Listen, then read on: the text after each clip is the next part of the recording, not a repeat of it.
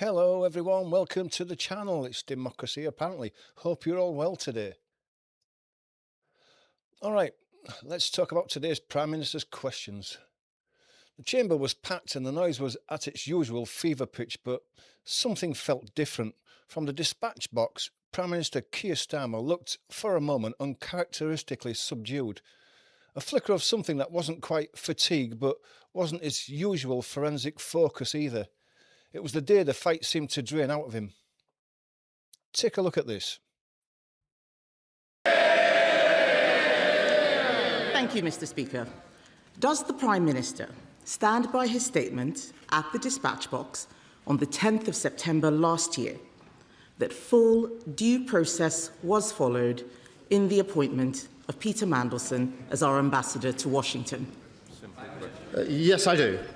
Mr. Speaker, let me make clear at the outset that the appointment itself was a mistake. It was my mistake. I've apologised to the victims for it, and I do so again. What I set out to the House on Monday is that Foreign Office officials granted security clearance to Mandelson against the recommendation of UK security vetting. Yesterday, Sir Ollie Robbins was asked if he shared that decision with me, Number 10, or any other ministers. He gave a clear answer, no. Mr. Speaker, that puts to bed all the allegations levelled at me by those opposite in relation to dishonesty. Last week they were all saying that it must have been shared with me. Sir Ollie was very clear yesterday it was not. I believe not sharing it was a serious error of judgment. That information should have been shared with me and other ministers. And if it had have been, Mandelson would not have been committed to post. Mr. Speaker, it does not put to bed anything. On the 11th of November 2024, long before any vetting had happened, the Prime Minister received advice from Simon Case, the then Cabinet Secretary. The advice said the appointment would require, and I quote, the necessary security clearances before confirming the Prime Minister's choice. This advice was ignored. So how can the Prime Minister still believe that confirming Mandelson before the security clearances was following full due process? Mr. Speaker, this was looked into by Sir Chris Wormold. I asked him to review the appointment process, including the vetting. He confirmed, Mr. Speaker, his words, appropriate processes were followed. She's put great weight on the order of events. I remind her what Sir Chris said last November in evidence to the House. He said this, and I quote, when we are making appointments from outside the civil service, the normal thing is for security clearance to happen after appointment, but before the person signs a contract and takes up post. That is what happened in this case. Sir Ollie Robbins himself, Mr. Speaker, also gave evidence, and he said, and I quote, as is normally the case with external appointments in his department, the appointment was made subject to obtaining security clearance. Mr. Speaker, on top of that, Sir Ollie Robbins has made clear that the fact that developed vetting was after announcement made, in his words, no material difference to the conclusion that was reached. And Mr. Speaker, I add this, that what Sir Ollie Robbins wrote to the committee yesterday was this, and I quote, when the Prime Minister informed the House that the proper process had been followed in respect of national security vetting, he was correct. It's very interesting that he mentions Chris Wormold. He is relying on advice given to him after Mandelson was sacked by a Cabinet Secretary the Prime Minister then sacked. That is not relevant. I'm talking about the advice he was given before the appointment. He keeps mentioning Sir Ollie Robbins. Sir Ollie Robbins told us that the Prime Minister even sought clearance from His Majesty the King before the vetting. He'd already got agreement from the US administration. The chair of the Select Committee said that. Mandelson was a done deal. Yesterday, Sir Ollie Robbins said that the focus was on getting Mandelson out to Washington quickly. He said the Prime Minister's team showed a dismissive attitude to vetting, and they even argued Peter Mandelson didn't need any vetting at all. This clearly wasn't proper process.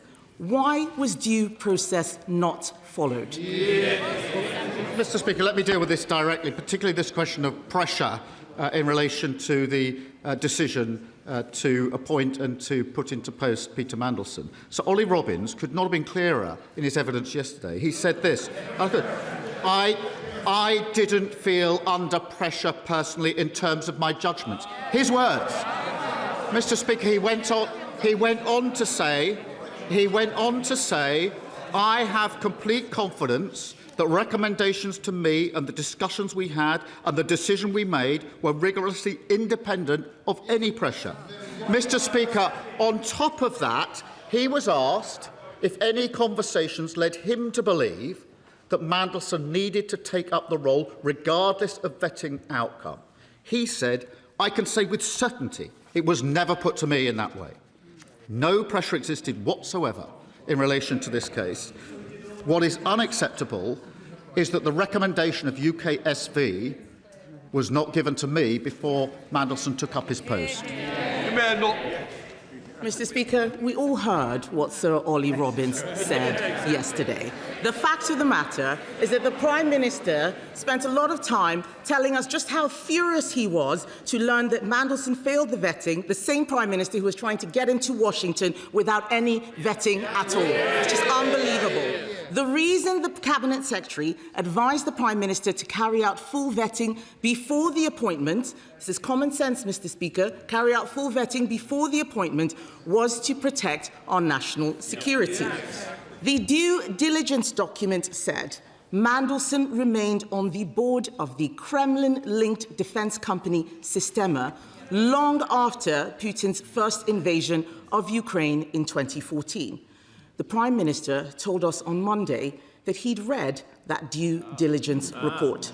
Why did the Prime Minister want to make a man with links to the Kremlin our ambassador in Washington?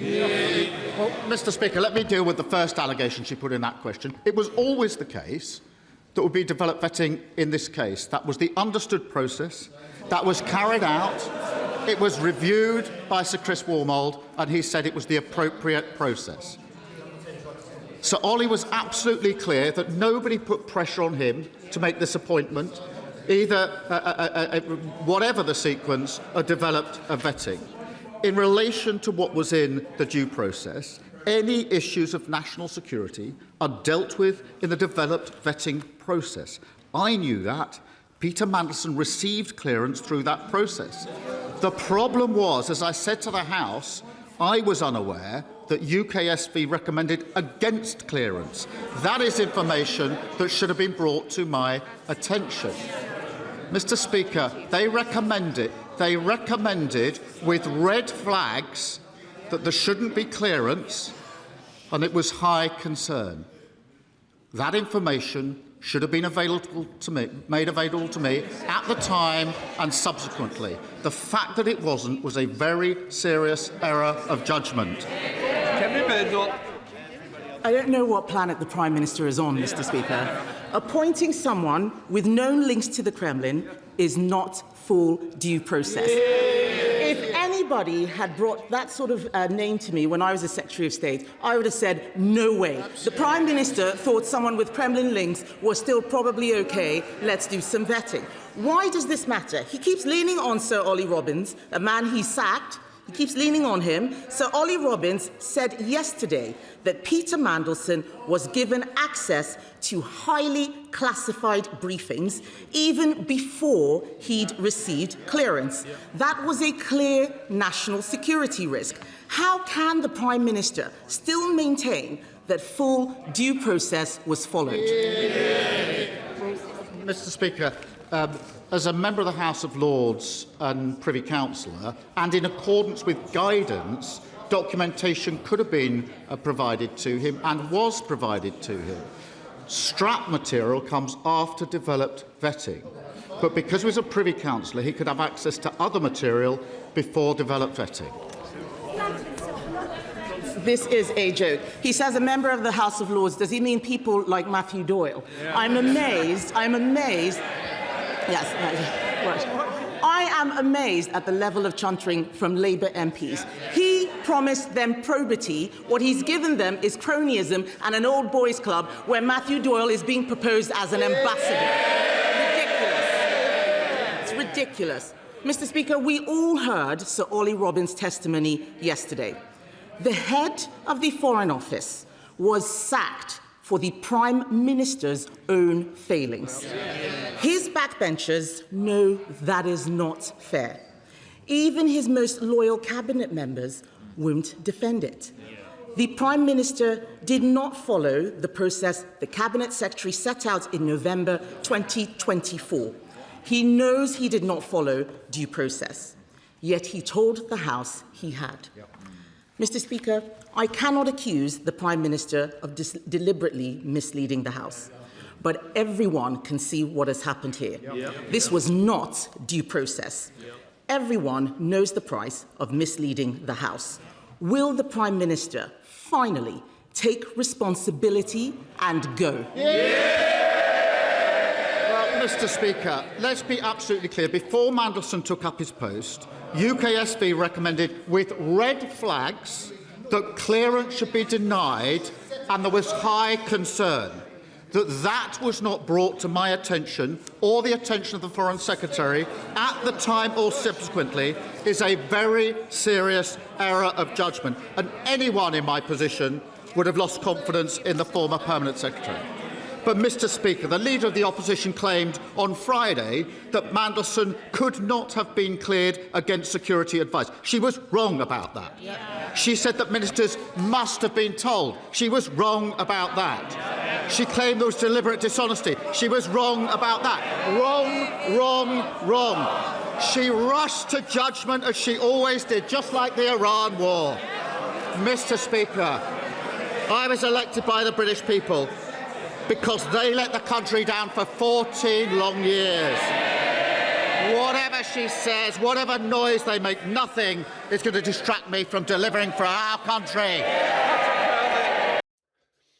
The Leader of the Opposition was relentless, pressing the Prime Minister on the appointment of Peter Mandelson as Washington ambassador.